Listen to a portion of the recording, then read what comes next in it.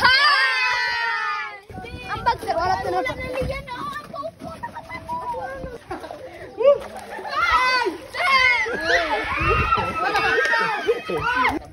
Oh, mga mayong shower sarong. Igo kami, sir. First time ko mag-shower. Igo kami, sir. Sabon na. Yeah!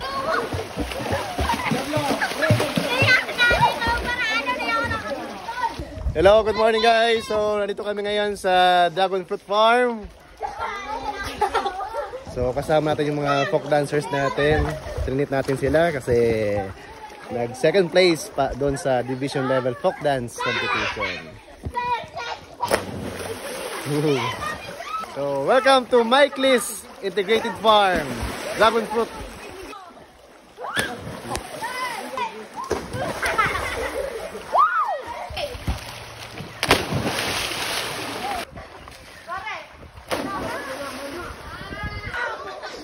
Yan guys, so tuwang-tuwa yung mga folk dancer natin.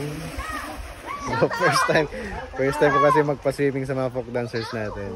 So thank you so much kay Ma'am Liz Escobar, yung aking ninang na owner ng Mikelys Integrated Dragon Fruit Farm, sa pag-accommodate sa ating mga folk dancers and sa pagbibigay ng discount and mga pang freebies para sa ating folk dancers. So thank you so much, ma'am. Stoy, pizza na muna ka mo. Oh. Ay, di ako pepperoni.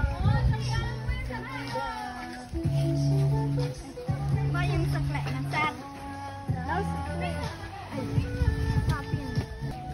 Wow!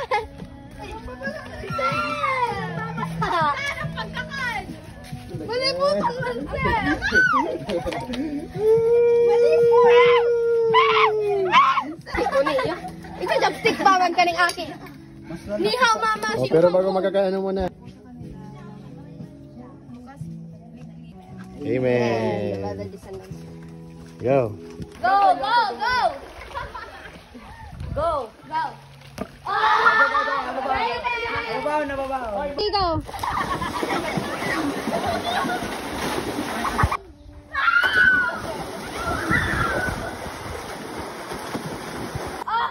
Gray.